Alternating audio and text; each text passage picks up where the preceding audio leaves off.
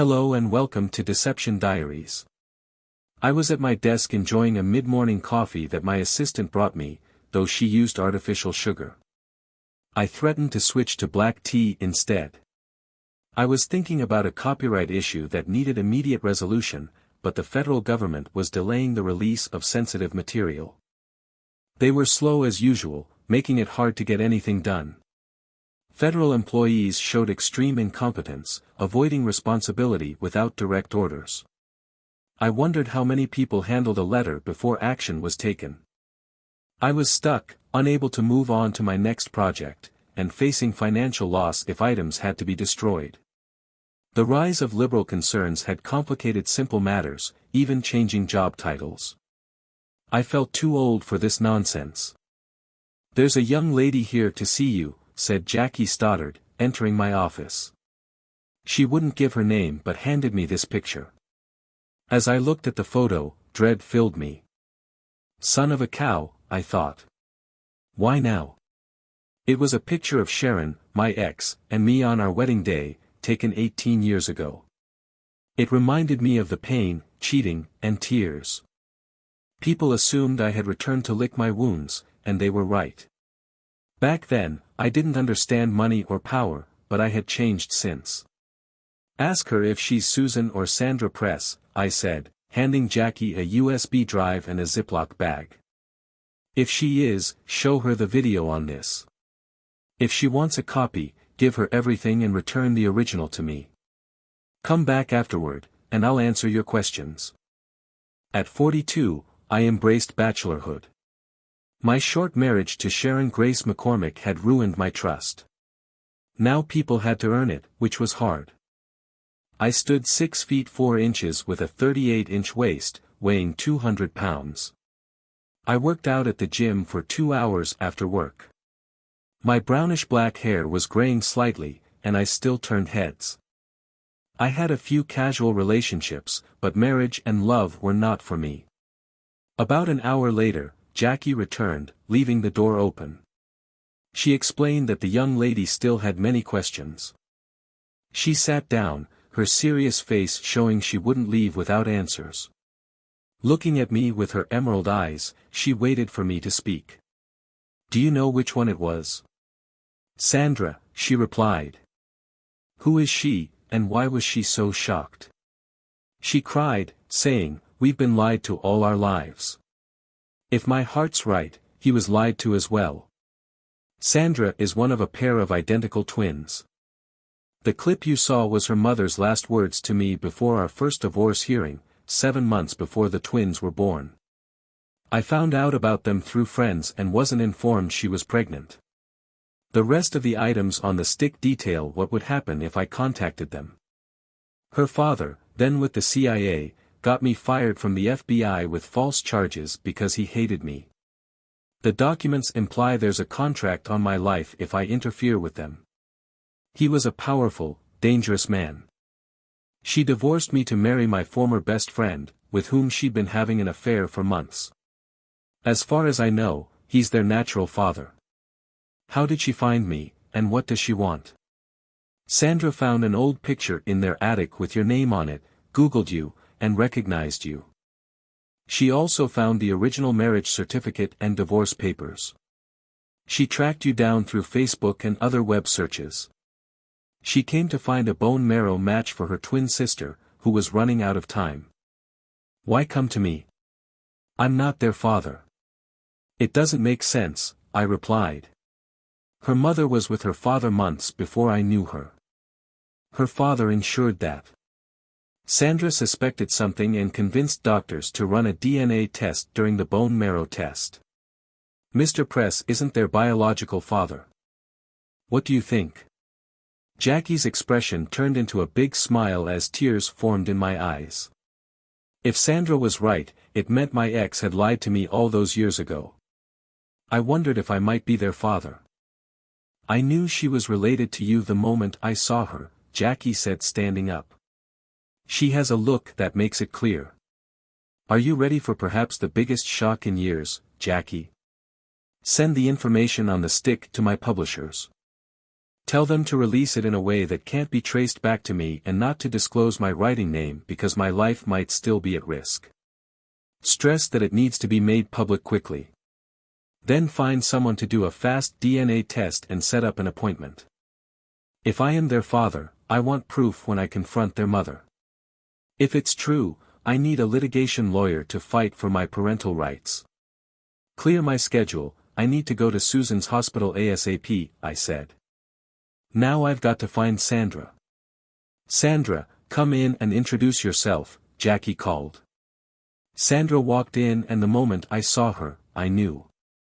She looked just like my younger sister at 16. I choked up, overwhelmed with emotion. Sandra and I both started crying. Jackie took a few pictures with her phone to capture this life-changing moment and then left us alone. Sandra and you have an appointment for blood testing at 1. They promised a rush job and I charged it to the corporate card, Jackie said when she returned. I also arranged for you to meet your sister Barbara at Kuntal's at 3 and reserved a private table. Sandra needs to see what we do. Barbara will make sure her kids are taken care of. She knows you have important family news. I stood there, emotional and unsure, watching Sandra walk towards me. I had so many questions. I hugged her tightly as Jackie closed the door. It was hard to grasp that I might be a dad. Sandra seemed to feel the same, trembling as we left my office. We tried to keep things light, taking baby steps to figure everything out. After arranging for the clinic to email the report, we headed out for a late lunch. I learned that Sandra had skipped school and driven all day until she had to rest at a station. I was furious that she would do something so risky, but held my tongue, realizing I might be reacting like an overprotective dad. It also reminded me of something I would have done at her age. When we arrived at Kuntal's, I noticed Barb's car. I know we're here to meet your sister, but why did Jackie set this up without talking to you first? Sandra asked. You're about to see what Jackie and I saw when we first met you, I replied. It will explain why we believe you and Susan are my daughters, and why I was shocked and the test came back positive. Can I call you Dad? Sandra asked. I laughed and smiled. I'd love that. Kuntal's was a family restaurant, a step up from Red Lobster with an excellent reputation. The owner and hostess led us to our private booth immediately. I ordered a bottle of champagne and extra tissues. Barbara had her back to us, so I asked Sandra to wait while I approached. Hi sis, thanks for meeting me, I said. Barbara looked up and said, You look happy, what's going on? Barbara, stand up, there's someone I want you to meet, I said as Sandra approached. This is Sharon's daughter, Sandra. Barbara turned and stared, looking like she saw a younger version of herself. They had similar features, long brunette hair, high cheekbones, small ears, light blue eyes, and warm smiles. My God, Barb exclaimed, Paul, you should have warned me. This is unbelievable. How long have you known about her? About 5 hours, Sandra said emotionally. I surprised him at his office. Jackie and Dad knew immediately. Seeing you, I understand why. The server returned with tissues and understood why we needed privacy. Barbara between tears explained 3 more people would join us, so the hostess moved us to a larger table. Barbara called her husband to join us and notified our parents to come quickly, calling it a family emergency. Mom asked what was wrong, but Barbara said she couldn't explain. We were all emotional. I got a text from Jackie saying the publisher had released the information, and it would be on the 6 o'clock news. We had just calmed down after our first glass of champagne, when Barb's husband and my parents arrived.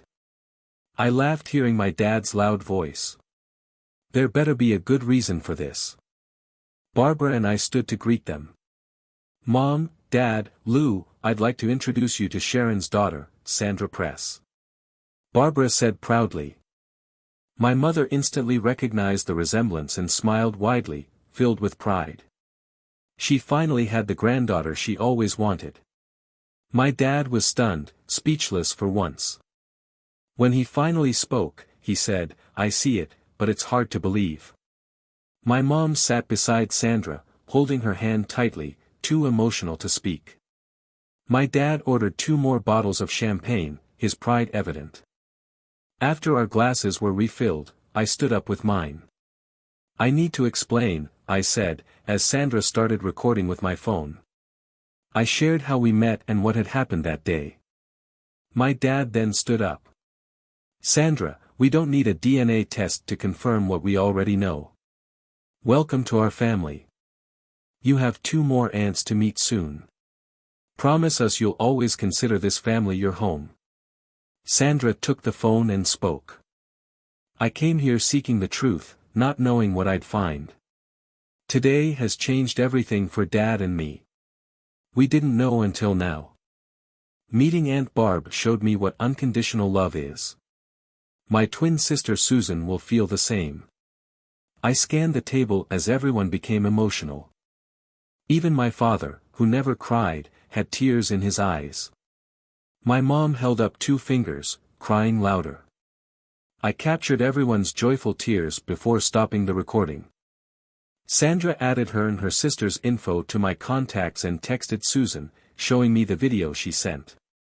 Sandra's message read, "If what we think is true, the DNA test will confirm. Watch the 6 o'clock news. Love, your twin." My mother asked if she was still in disbelief. Sandra showed her photos of Susan and herself. My mom demanded copies for her laptop, displaying them on the full screen for all to see.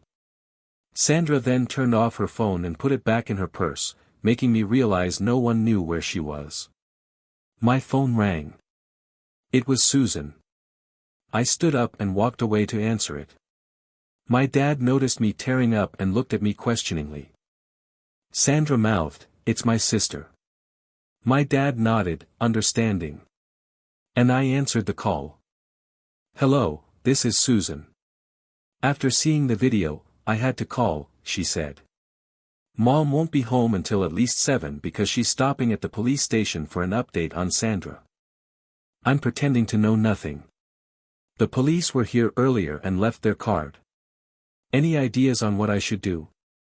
"Get him to watch the 6 o'clock news and pay attention to what's revealed about me. Tell him you'll talk when your parents aren't around and show him the video. Give him my number and ask him to text first before calling. He'll understand after watching the news," I replied. "Once we have the DNA proof, Sandra and I might bring the whole family." "What do you mean?" Susan asked. "After explaining Sandra's actions to help you, the family will spread the word. I don't know how many will come, but those who can, will," I explained. "Why?" she asked. "Family," I said. "In the Patterson family, blood is thicker than water. If I'm not a match, someone else might be." "Just like that?" Susan asked doubtful. "No doubt, you'll see," I said with a chuckle. "We are strangers after all." We talked a bit more before saying goodbye, and she replied with relieved sobs. After ordering dinner, I explained to the family why Sandra was here. Immediately, cell phones started buzzing, calling others to spread the word and gather potential matches. My mother took charge of organizing everything. "Sandra, how did you get here?" my father asked. "I drove my old 1994 Voyager van. It's one step up from a rent-a-wreck," she laughed.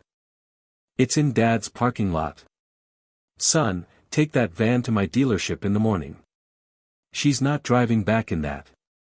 "It's a miracle she made it here," my dad said firmly. "At her age, you add as much sense as she does. She's determined." "What do you plan to give her?" I asked. "She can pick one out," he replied with a wink and a smile. "If I could choose, it would be a 4x4. "I love the outdoors," Sandra said. My dad responded with a big grin because we all love the outdoors. If the weather allowed, we were fishing, camping, or hunting. He started reminiscing about the summer I learned to water ski in barefoot, sharing as many stories like he was holding court. Both my parents insisted that Sandra stay with them for the night, agreeing it wouldn't look right for us to be alone. After dinner, Dad drove them to her vehicle and then drove it home. My mother was thrilled, already planning to spoil her new granddaughter. Dad ended up waiting until 1 a.m. for them to get home. Around 10 p.m., the police investigator called me. It took him 2 hours to complete a background check on me. The media was buzzing with questions about the information I released. We discussed the situation and related problems. Seeing the 3 generations in the video had answered many of his questions. I told him we were rushing DNA tests to confirm our relationship and that Sandra was with my parents. Once confirmed, we would return to see if I could be a match for Susan. I asked him to buy us some time and promised to update him on our progress. Susan later told me he reported back to her about our discussion. I was confronting my past again, but with a new perspective. This time, I wouldn't be intimidated by my ex-wife's family's power and money. I would use the media, the courts, and the truth to my advantage. I had the resources, the proof, and a growing determination. I didn't seek revenge, just justice through the truth. I was ready to take on 4 people and the federal government. The next morning, I was in my office, ensuring any scheduled changes wouldn't affect me much, and setting up tasks for Jackie while I was gone. Jackie kept checking the email accounts like an overprotective mother, questioning me about my day and extracting all the details she could. To be honest, I never tired of looking at Jackie Stoddard. In her youth, she must have been every teenage boy's dream. Her naturally styled brown hair accentuated her soft features, and her piercing emerald green eyes and full lips were still captivating. As a single man, I often admired her, but was thankful she never caught me looking. Finally, she received the DNA test results, printed them, and exclaimed, "It's confirmed, you are her father." Jackie immediately called the lab to send the information to Susan's specialist, and began searching for the toughest litigation lawyer in New York. After vetting a few, she selected the best and arranged a Skype chat. The lawyer agreed to work on a percentage basis, confident it was a slam dunk with the DNA proof. We would go after my ex-wife, her husband, and her parents for denying me my parental rights. The restrictive court order against me would be squashed, proving their deliberate actions. The supposed contract on my life, even if not factual, would demonstrate their attempts to intimidate and control. The lawyer saw the potential for a significant case, even before involving the government. I told Jackie to send a gray dust-covered box from the safe to my new lawyer. It contained legal proof that Sharon's father had tried to destroy my career in marriage. It had taken years to collect this evidence through various government levels. I later learned that the police officer had released the video, turning the story into a runaway daughter finding her biological dad to save her sister's life, causing a media frenzy. "Mom, it's confirmed," I said on the phone. "I'm a father twice over. Thank God. Be ready to leave tomorrow at 7 a.m. from the car lot. I'll spread the news." "Have you called your daughters?" Mom asked. We were now on the road, driving a fully loaded 2-year-old Ford Explorer to Oswego, New York. Sandra and I led the way with my parents in a tour bus and 33 other vehicles following. The tribe was on its way when my phone rang. Sandra answered and put it on speaker. "You're being tracked by CNN," Susan said after our greetings. "There's a tour bus with a sign saying the Carlsons are coming. 1 out of 141 should be a match." "Well, we have the DNA test proving he's our father." "I've got a new 2-year-old Ford Explorer," Sandra replied. "Dad said, if it was confirmed a lot of family would come, but I never expected this," Susan explained. "It's given me a new hope I never imagined. I can't remember feeling this good." Dad's family spread the word and people came out of the woodwork. I met so many relatives this morning. It will take multiple introductions to remember their names. I met first, second, and even third cousins. "I'm so proud I want to change my last name to Carlson," Sandra stated. "I never knew families like this existed. I was so overwhelmed I almost went off the road. That's when I decided to write this amazing experience into my next book. My daughters were still talking about Sandra's experiences when Susan said she had to go. Her mother had just entered the room. "Dad, are you okay?" Sandra asked with concern. "I saw you get very emotional. How do you expect me to feel? I discovered I have 2 daughters raised by my ex-wife and a former friend without my knowledge. One is vibrant and full of life. The other is on the verge of dying. One is so strong and independent she moved mountains without thinking, just like I would. And she wants to take my name," I replied with pride. Emotionally overwhelmed, Sandra replied. "I was so focused on saving my sister's life. I didn't think about the impact on you. I wasn't a good match because I inherited a defective gene from our mother. The emotional problems I've caused will be felt for days. Can you forgive me?" "For what?" "Coming into my life. Turning everything upside down." "No, that's what living is about.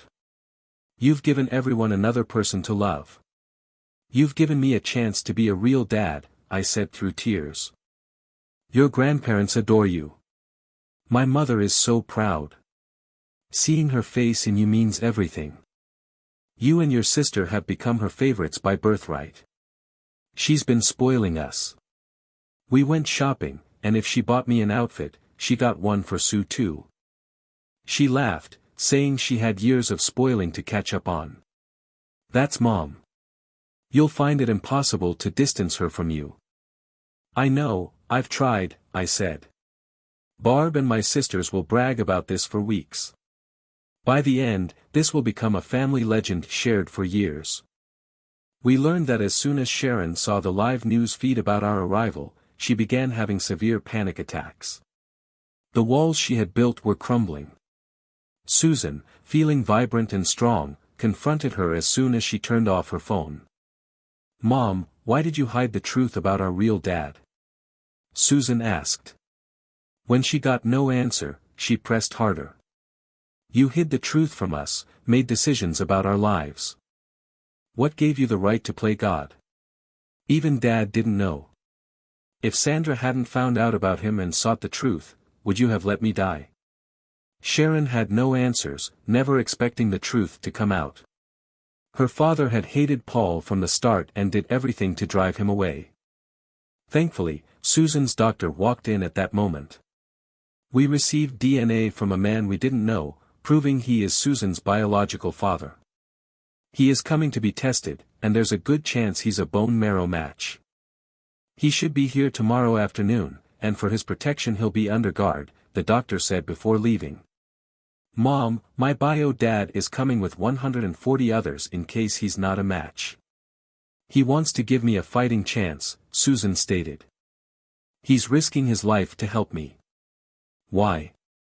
Sharon asked. "To him and his family, blood is thicker than water. Though I'm a stranger to them, I am family and family comes first," she replied. "You had to know we look like our real dad's mother. Watch this video, it proves everything." Sharon watched the video of my family meeting Sandra. There was no doubt. 3 generations shared the same face. She could no longer deny the truth. Her daughters had proof, and her husband's actions were backfiring. Then a man appeared at Susan's room entrance asking for Sharon. When she admitted she was Sharon Press, he handed her a large legal envelope saying, "You have been served." Sharon fell to her knees sobbing. Susan, furious, felt no pity.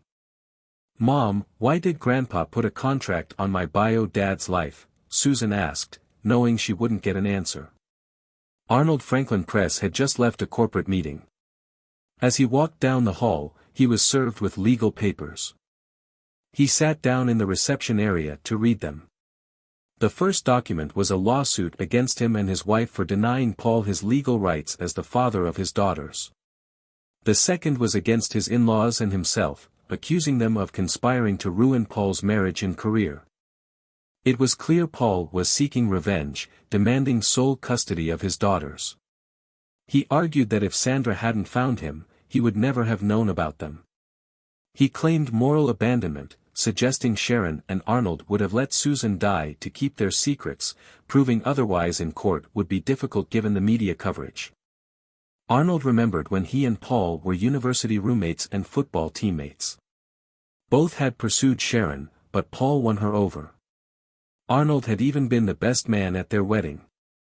However, Sharon's father never approved of Paul due to his background. He convinced Arnold to pursue Sharon, and Arnold agreed. With her father's influence, Paul was kept busy with FBI assignments, leaving Sharon and Arnold alone together. Eventually, Sharon and Arnold became lovers while Paul was undercover for 2 months. Her father had recorded their affair and confronted Paul with the evidence when he returned. Sharon, unaware she was pregnant, thought her missed periods were due to stress. Delighted, her father saw Paul file for divorce immediately. When the twins were born, they knew Paul was the father, but her father had already gotten Paul fired with false charges. It took Paul 4 years to clear his name, during which he left the area in disgrace. Meanwhile, Sharon and Arnold married and had 2 sons. The unedited tapes would prove the conspiracy between Sharon's father and Arnold to break up the marriage. Arnold now wondered how Sharon would react and this truth came out. Sandra, I, and the group arrived at our final stop of the night around 9, exhausted after 14 hours of driving. We ordered a light meal to our rooms and quickly fell asleep until the 5 a.m. wake-up call. Sandra and I left early because I had a secret meeting with the police officer and an FBI representative. The rest of the group left at 7 for the 6-hour drive. Sandra dropped me off at the Oswego Police Department, where I met Detective Peter Rogers and FBI agent Chad Gerardo. We discussed my former father-in-law's questioning for over an hour and a half. I provided my lawyer's contact information and left a USB stick with all my evidence. I was placed under official protection until I left town. With a security escort, I was taken to the hospital for a blood draw to see if I could be a bone marrow match. As I approached Susan's private room, I heard Sandra and Susan talking. The hospital staff recognized me by my writing name, and I signed a book for one of the nurses. I walked into Susan's room. "Dad," Sandra said in surprise, "I didn't expect you so soon." "Susan, this is our dad, Paul Carlson." Susan looked frail, her skin loose, and her face reflecting the closeness of end of life. Despite this, her smile was wide, and her eyes were bright with hope. "Susan, they're rushing the test. It should be done in 30 minutes. The rest of the family is checking into their hotels. My parents are having their bone marrow drawn now and will meet you soon. If there's more than one match, the doctor plans to do a double transplant simultaneously in both arms," I said, trying to keep my emotions in check. Susan broke down in tears. I sat on the edge of her bed and held her until she calmed down. Sandra captured a photo of us both crying tears of joy and relief. She was glowing with pride, and rightly so. I realized how much she had done, and I was overwhelmed seeing my 2 daughters together for the first time. "Grandma, Grandpa, come in and meet my sister," Sandra said. The 5 of us talked for over an hour until Susan's doctor entered smiling. My mother and I were perfect matches for Susan. Dr. Proctor asked if we were ready to be checked in for surgery at 6 a.m. the next day. We both agreed. My dad whispered, "Thank God." We prayed for a miracle all the way up. "Don't you need my parents' permission?" Susan asked. "Normally, yes, but we received a court order this morning thanks to Mr. Carlson. It allows us to proceed if he or a relative is a match. The judge agreed that your mother and her husband weren't putting your needs first," Dr. Proctor explained. "Mr. Carlson will cover all costs not covered by insurance." Sandra smiled. "I'm not surprised, sis. With what Mom and Arnold did, Dad had no choice. Legally, he had no rights, so we used the courts to prevent any delay. A security guard then informed us we were about to be on national news. Susan turned the TV to CNN, which revealed my identity as the author of a popular book series worth an estimated $40 million. Sandra, Susan, and the doctor were amazed. My parents looked at me in shock. They had no idea, thinking I was just an independent corporate financial advisor. "My God, Dad," Susan said, "I've read all your books. They're great." I laughed. After my former life was destroyed, I had to reinvent myself. Writing was my therapy. The first book's success was a turning point, and it grew from there. I keep my books current, exposing the raw truth about world situations, societal views, and morals, whether people like it or not. For the first time in 15 years, I checked into a hospital along with my mom. My new daughter wanted to share a room with me, but the hospital security wouldn't allow it. Sandra spent the evening running between 3 different rooms. My dad called some relatives to update them. Sharon and Arnold weren't pleased when they arrived after work. Their attitude was met with coldness. Susan told them she was being prepped for surgery and would receive a double bone marrow transplant in the morning due to a court order. "How?" Sharon asked. "Mom, Arnold, my bio dad and his mother are perfect matches. Both are donating so I can get a double dose and recover fully," Susan said. "Mom, do you know who Jason Blackstone is? He's your favorite author."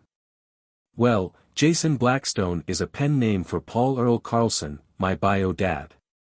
Sharon and Arnold turned pale.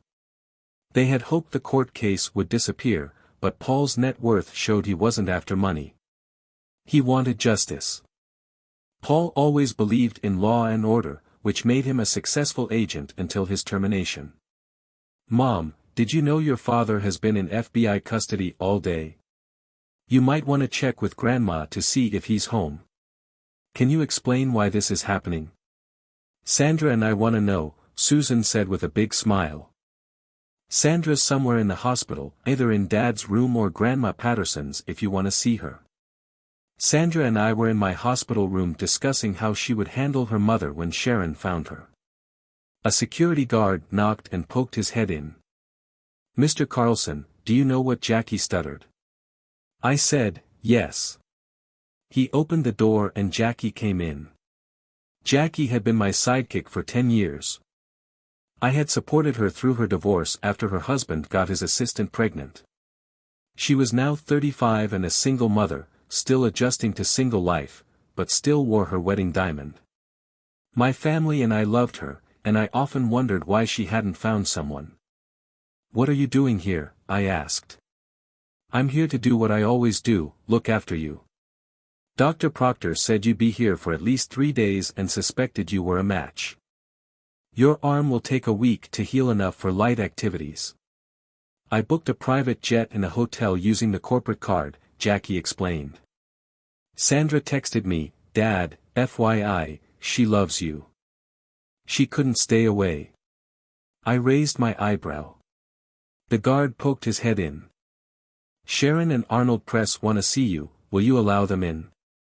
"Only after they've been searched," Jackie said. "What's your relationship with Mr. Carlson?" the security officer asked. "I'm his fiancée, didn't you see my ring?" Jackie replied. Sandra winked at me and mouthed, "Told you," I laughed. As Sharon and Arnold entered, Sandra spoke.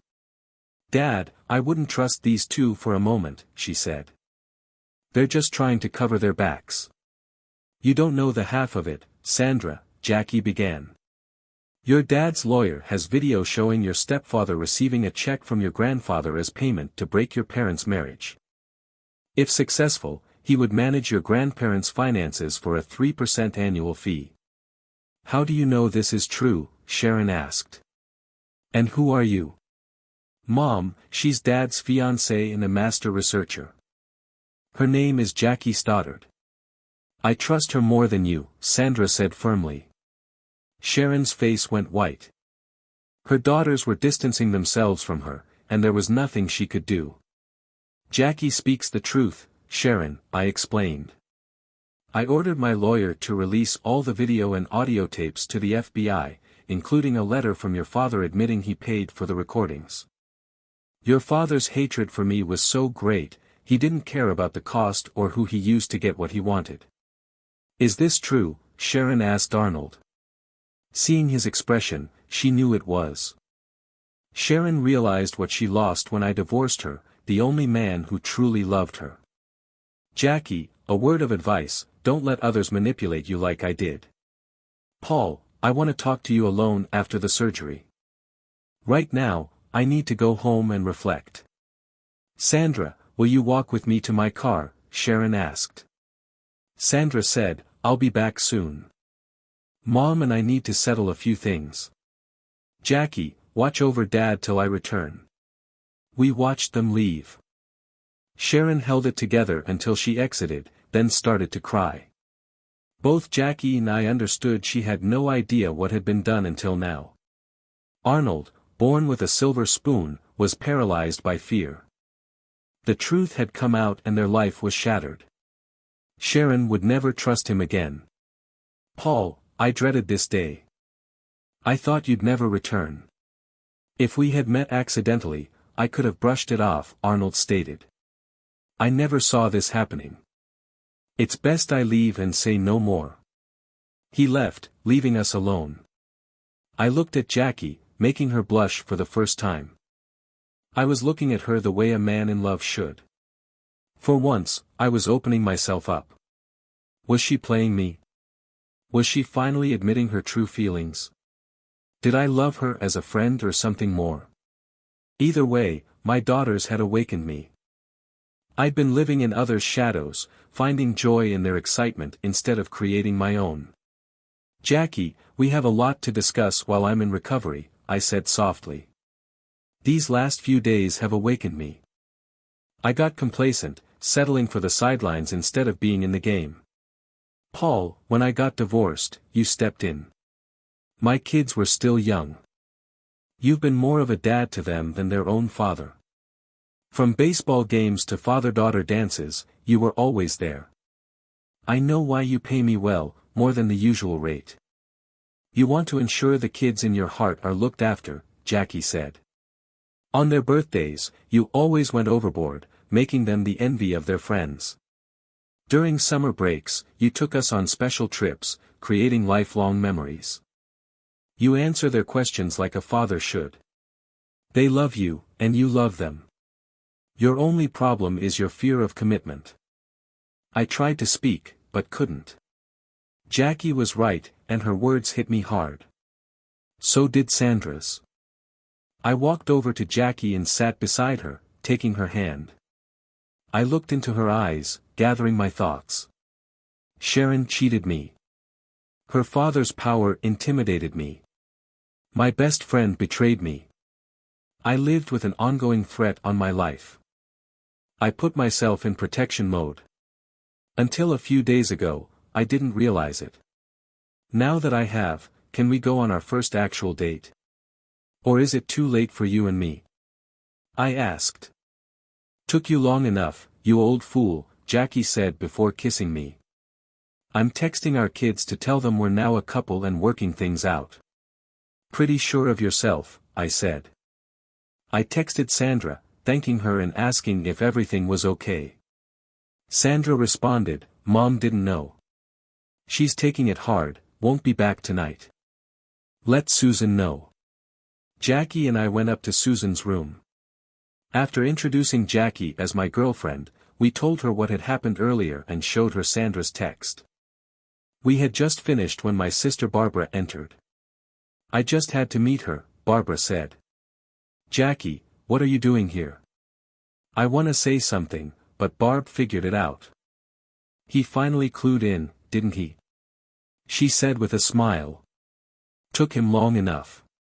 Susan, this is your Aunt Barbara and the man entering is your Uncle Lou, Barbara's husband, I said.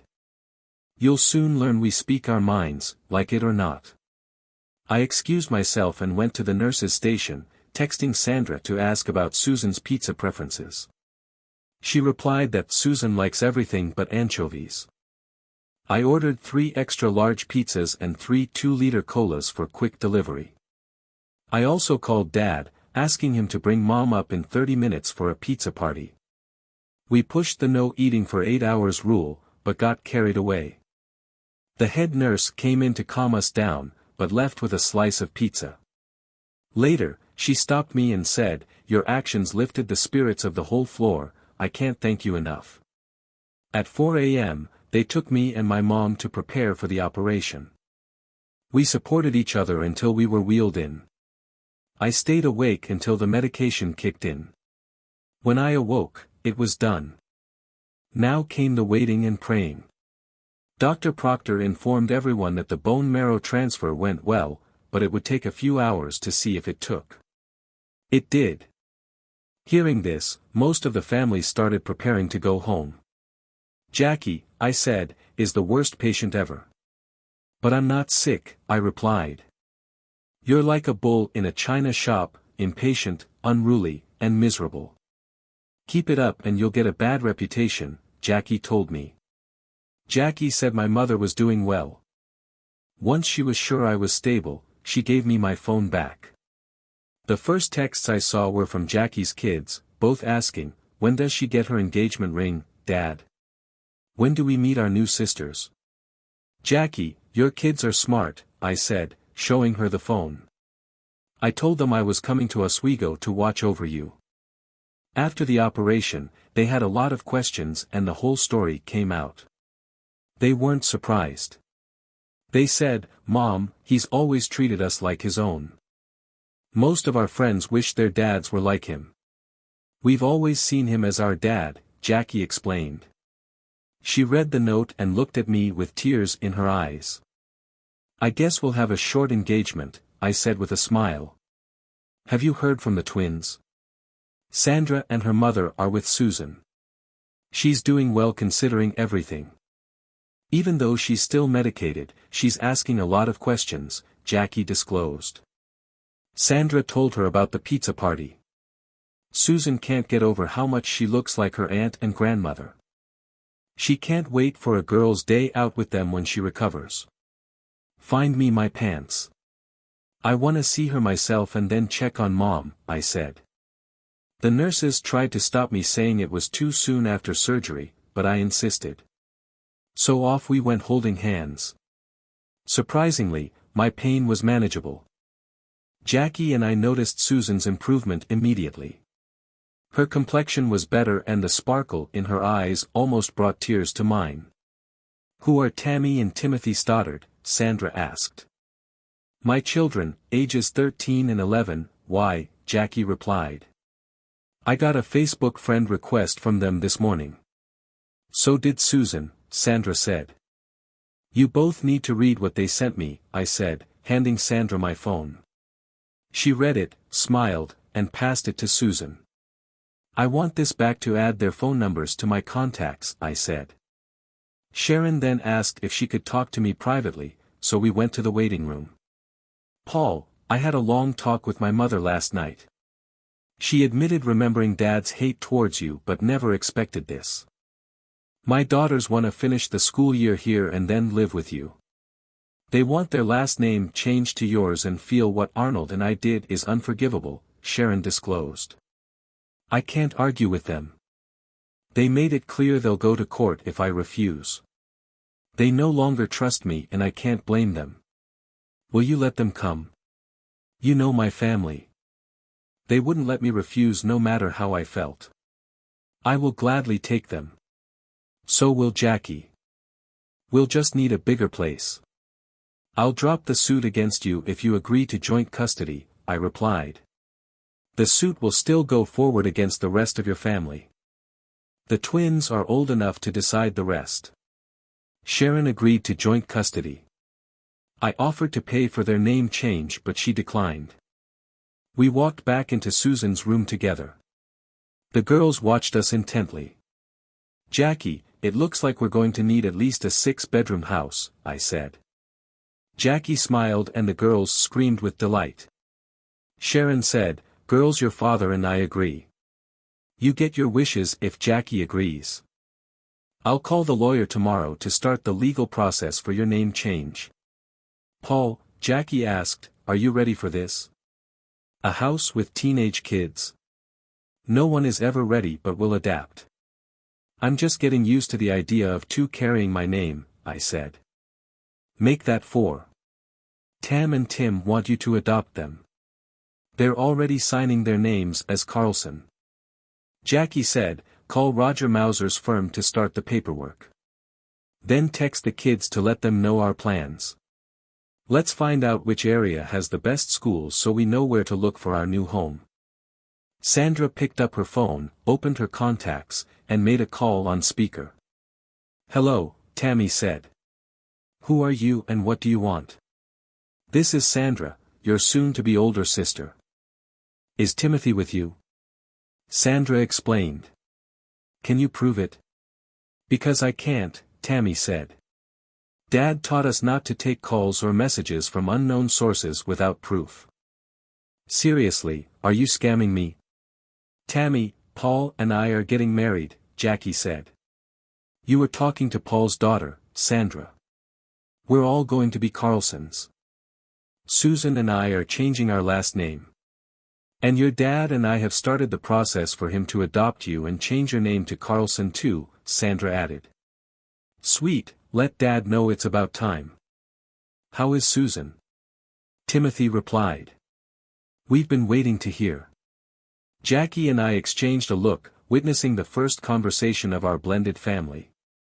She squeezed my hand in support. I'm improving, Susan said. So far, so good. I'll text you both so you can add my number. Susan, Sandra, our dad is the only father we've known. Our bio dad was gone before we knew him. Your dad has been better than any of our friends' parents. Mom's been in love with him for a long time. When we get together, we need you to accept that we're all siblings, nothing more, nothing less. Tammy and I won't let anything come between them, Timothy said firmly. Both of my daughters agreed. Jackie with tear-filled eyes said, they're showing your morals and standards. You should be proud they took your values to heart. I was. We said goodbye for now and headed to see my mom. Dad was with her when we walked in, taking them by surprise. My dad saw a look from Jackie that made him smile. He knew something was up. Mom, I said, you're up and about already. Have you seen Susan? How does she look? Her complexion is improving and her spirits are up, so it's looking good, but it's still too early to tell, I replied. We need to have a serious talk if you both have the time. We're not going anywhere, so let's get to it, my dad responded. Susan and Sandra will live with me after the school year. They'll change their last name to ours, I said. Sharon agreed to joint custody and the name change. It was the twins' idea. That's wonderful, both my parents said. That's not all, Jackie added. Your son has decided to make an honest woman out of me. Elizabeth, are you ready to help plan a wedding? My mom got teary-eyed and my dad had a big smile. They didn't have to say they approved, we knew. I will be adopting Tammy and Timothy and they will take my last name. Also, Jackie and I will start house hunting as soon as we get back, I added. What got your head out of your back? My dad asked. We all knew how you both felt about each other. I've been trying to get your mother's approval to knock some sense into you. Earl Carlson, behave yourself. You're not at the yard selling a car, Mom said. Jackie, have you thought about your wedding plans? We haven't discussed it much, but since we're blending 3 families, it should be a family affair. Barb can be my maid of honor. Lou Paul's best man, his brothers-in-law as ushers, Susan and Sandra as bridesmaids, Tammy as the flower girl, and Timothy as the ring bearer. Dad, will you walk me down the aisle with my father? Jackie said with a grin. Depends on who's paying the bill and if the 19th hole is stocked with Jack Daniels, Dad replied laughing. What do you think, Paul? Jackie asked. It's perfect, it will unite us all. If that's what you want, let's do it, I replied. Should we invite Sharon? Both my parents firmly said no. Mom, Dad, in the next few weeks, the media will reveal a lot. I'm suing the federal government, Sharon's parents, and her husband. I believe Sharon was as much a sufferer as I was. I paid the price years ago, and now Sharon is paying in ways we can only imagine.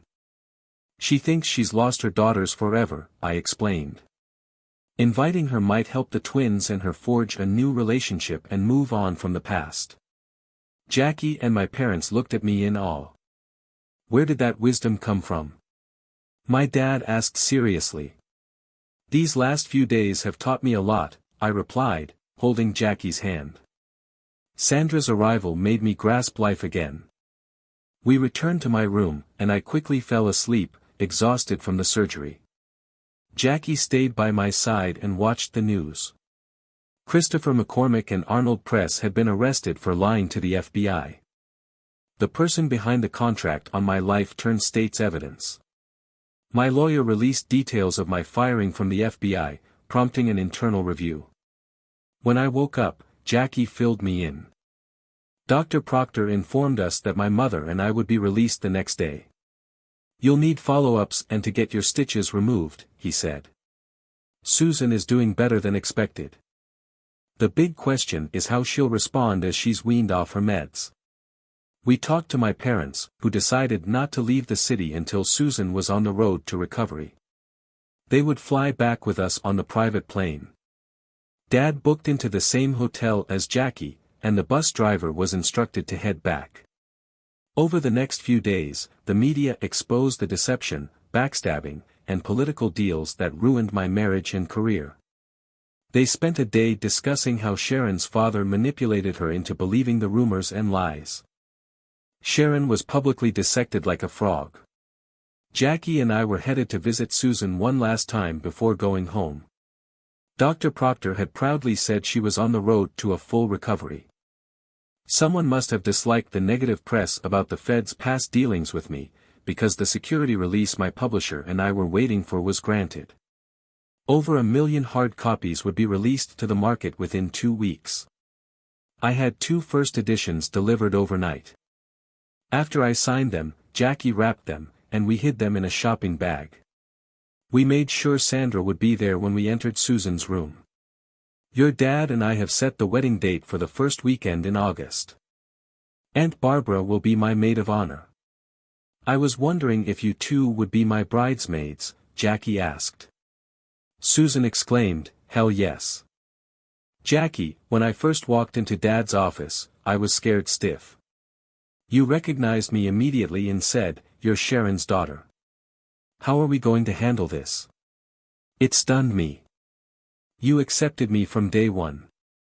I will proudly be in your wedding party if you'll allow me to call you Mom. I watched as the 3 of them hugged. It was wonderful to see Susan literally jump out of bed. When things settled down, I pulled out the gifts and handed them each a signed first edition of my book. With the message, to one of the 2 prettiest ladies who call me Dad with love, Jason Blackstone or Paul Earl Carlson. Susan was ecstatic when she unwrapped it. It was my biggest book yet, over 600 pages.